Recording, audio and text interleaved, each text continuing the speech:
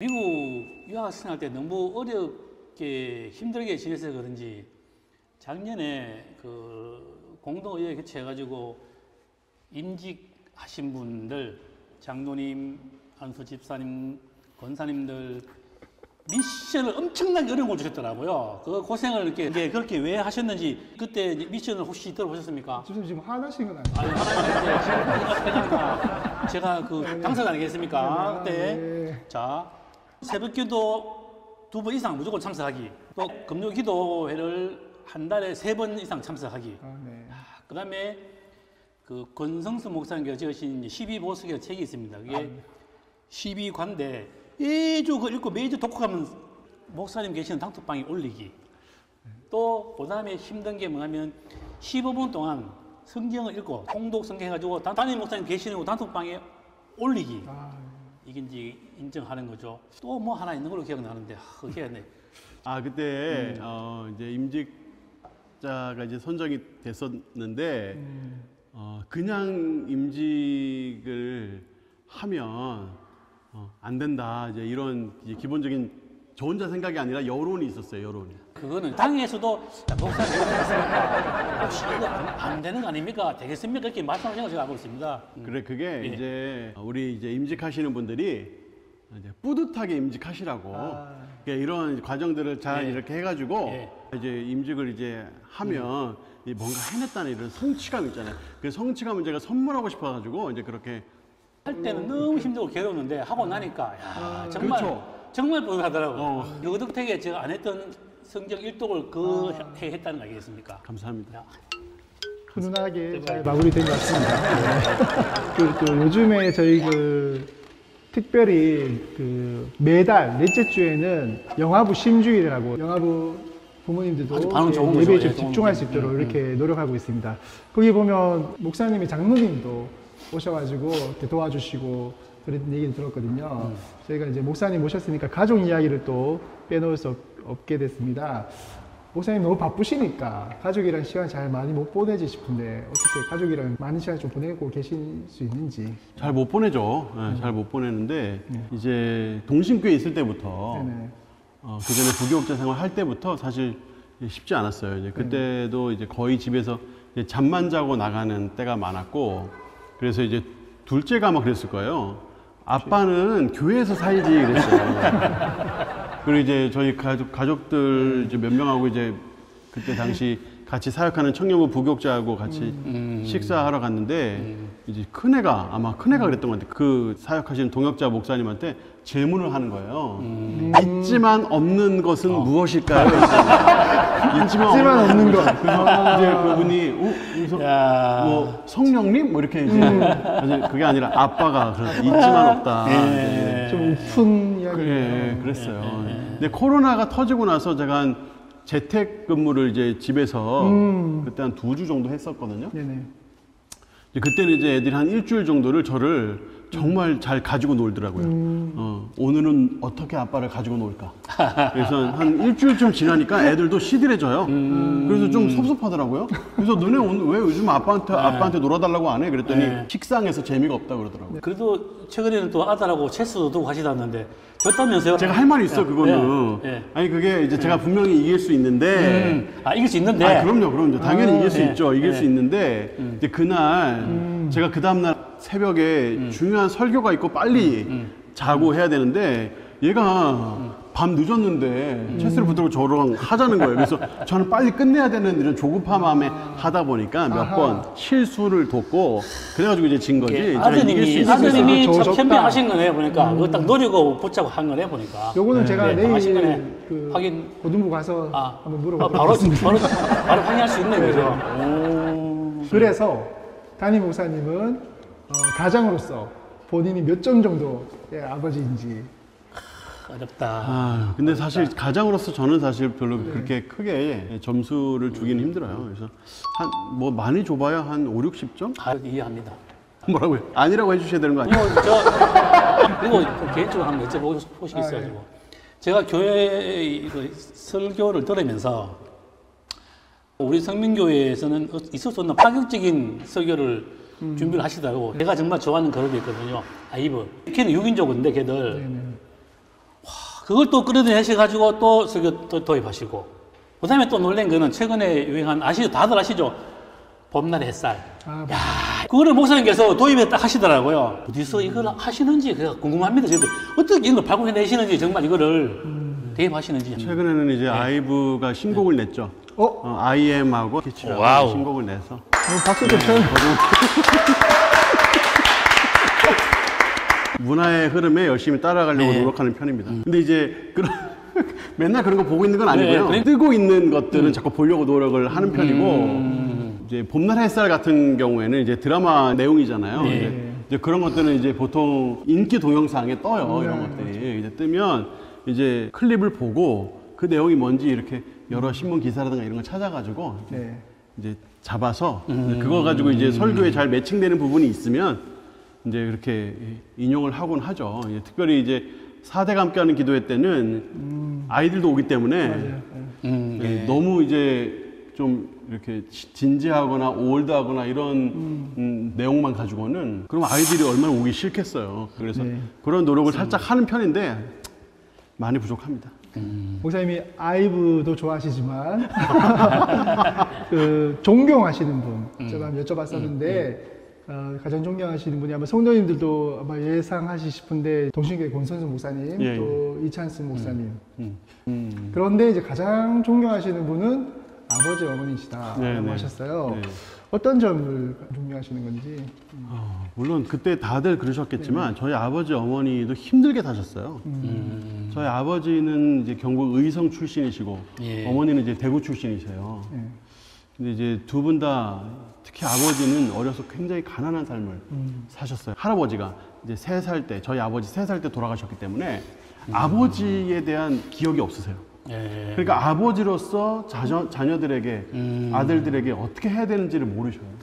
그런 생각이 항상 든대요. 그러니까 아버지로서 뭔가 이제 누군가에게 받아본 사랑 이런 기억이 없기 때문에 자신이 아버지로서 아들들에게 어떻게 해야 되는가 이런 고민을 항상 하신다고 하신 적이 있어요.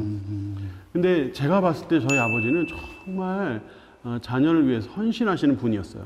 고등학교 영어 교사로 일을 하셨는데 오로지의 그 목적은 자기처럼 배고프지 않고 자기처럼 이제 공부에 지장받지 않고 마음껏 공부하고 배고프지 않는 그런 생활을 해야 되겠다 하는 그런 일념으로 투잡, 쓰리잡 이렇게 하시면서 가정을 돌보셨어요. 이제 그런 부분들은 이제 저로서는 참 너무너무 존경스러운 부분이고 지금도 그래요. 지금도 저희 아버지는 몸이 안 좋으시거든요. 저희 아버지는 지금 이제 폐암 말기이시고 건강적으로 힘든 상황이신데도 아프다는 얘기를 자녀들에게 안 하시려고 애를 쓰세요. 아픈 모습을 안 보이려고 애를 쓰시고 항상 제가 연락드리면 자기는 안 아프고 괜찮으니까 자기 걱정을 하지 말고 네가 하고 있는 일 잘해라고 항상 그렇게 하시고 그러니까 존경하지 않을 수가 없어요. 예. 자녀들을 생각하는 자식을 생각하는 마음에 존경하지 않을 수 없고 특히 우리 어머니 같은 경우에는 항상 책을 손에 들고 계셨어요. 항상. 근데 저는 어려서부터 막 부모님이 공부해라 이런 말씀을 한 번도 안 하셨기 때문에 한 번도 들은 적이 없어요. 한 번도. 한 번도 들은 적이 없어요. 한 번도 공부해라 이런 말씀 하신 적이 없어요. 저희 아버지도. 근데 이제 제가 사실 공부를 그렇게 열심히 하는 편은 아니었는데 장성에서 이렇게 보면 제가 이제 책 읽는 거는 막 엄청 좋아하진 않지만 두려워하지도 않거든요. 근데 그게 어려서부터 그걸 봐서 그래요. 부모님이 항상 저희 아버지도 항상 손에 책을 들고 계시고 뭐 책은 뭐 대체로 이제 바둑에 관련된 책이나 뭐 이런 골프에 관련된 책 이런 책들을 보통 보셨어요. 네. 저희 어머니는 뭐 여러 잡다한 여러 뭐 소설도 보시고 또 요리에 관련된 책도 많이 보시고 하셨는데 이제 그런 책을 읽으시는 모습을 항상 제가 보고 자라서 이제 그런 면들에 제가 큰 영향을 받았다고 생각해요. 지금도 그렇게 생각하고 해서 참 존경하죠. 그래서 감사하고 지금도. 감사합니다. 듣기로는 다른 곳에서 또 국밥을 좋아하신다고 들었습니다. 국밥 좋아하죠. 국밥. 예. 거의 뭐 국밥을 수요일 하듯이 드신다고 하시는데. 예. 저는 일주일에 예. 적어도 한 번은 먹어요. 매니아시네 진짜요? 일주일에 적어도 한 번은 먹고 그리고 사실 매일 먹을 수도 당연히 있고 그리고 국밥은 사실 혼자 먹는 게 제일 맛있습니다. 새벽 기도 마치고 네. 좀 혼자 먹으러 가요. 그게 저는 좋더라고요. 그래서 저는 보통 이제 새벽 기도 마치고 이제 사무실에 잠깐 앉아 있으면 교회 주변이 다 조용해져요. 다들 이제 보통 제가 새벽기도 마치면 바로 출근해서 일을 하거든요. 네. 근데 그 중에 하루 정도는 제 나름대로 이제 휴식하는 시간을 갖죠. 국밥 먹으면서. 너무 힐링이 될 것 같습니다. 네네. 아, 저한테 진짜 좋은 시간이에요, 그게. 네, 그래서 일주일에 한 번은 반드시 갑니다. 이제 또 담임 목사님이시다 보니까 목회 이야기를 안 할 수 없는데요. 목사님께 목회하시면서 가장 보람된 순간이 있었다면 어떤 것이었는지. 이제 물론 목회하면서 보람되는 순간이 많아요. 뭐 설교를 했을 때 은혜 받았다 누가 말씀해 주시면 참 보람을 느끼고 또 성도들이 계속 이제 늘어나는 것을 봐도 참 보람을 느끼는데 사실 제일 큰 보람을 느끼는 거는 아프고 힘드시다고 해서 연락을 드렸는데 그 연락을 받아주시고 또 그것으로 위로받아 주시고 또 기도의 힘을 얻어주셔서 쾌차하시고 또 어떤 신앙의 변화가 있으시고 하는 그런 것들이 저한테 가장 큰 보람이에요. 그래서 이제 그런 사역을 많이 하고 싶고 힘이 닿는 한 이제 그런 은혜를 같이 많이 나누고 싶죠. 그럼 반면에 좀 목회하시면서 좀 안타까운 게 있다면 뭐 어떤 점이 좀 안타까우실까요? 제일 안타까운 거는 이제 실력과 체력과 이제 능력이 부족해서 못하는 것들이 있을 때 안타까워요. 시간이 제한돼 있잖아요. 그러니까 시간이 제한돼 있다 보니까 그 시간 안에 할 수 있는 게 한정돼 있어요. 그리고 제가 편두통이 좀 있어요. 그래서 순간 편두통이 심하게 오면 응급실에 가야 되나 아니면 구급대를 불러야 되나 이런 생각이 들 정도로 이제 머리를 4-5군데에서 막 때리는 느낌이 들 때가 있어요. 그때는 거의 뭐 한 2시간, 3시간 아무것도 못 할 때가 있거든요. 자주 있는 건 아니에요. 자주 있는 건 아니에요. 가끔 가다 그렇고 때때마다 이제 이런 심할 때는 그렇고 심하지 않을 때에도 한 번씩 이렇게 두통이 시달릴 때가 있어요. 그러면 이제 집중하기가 힘들잖아요.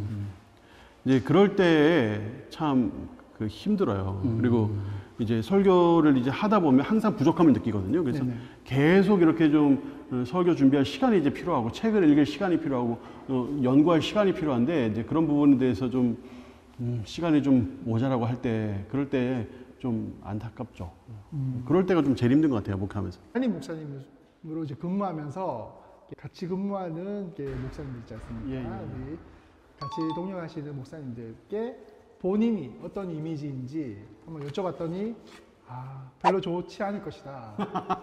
최근에 한번 혼낸 적이 있다. 이렇게 말씀하시더라고요. 그렇죠. 혼나면 뭐 좋아하겠습니까 누가? 그 청소년부 교사니까 이제 정지수 목사님 그 설교 듣고 하는데 정지수 목사님께서 담임 목사님 그렇게 존경을 하고. 그래요? 시켜서 하는 건 절대 아닙니다. 근데 이제 이렇게 보면 담임 목사님으로서 이렇게 같이 사역하시는 목사님들에게 굉장히 배려 많이 하고 신경 쓰시는 것 같은데 그 목사님들에게 하시고 싶은 말씀이 있으시다면 어떤 게 있을까요? 그 정지수 목사님은 저도 들어서 알고 있어요.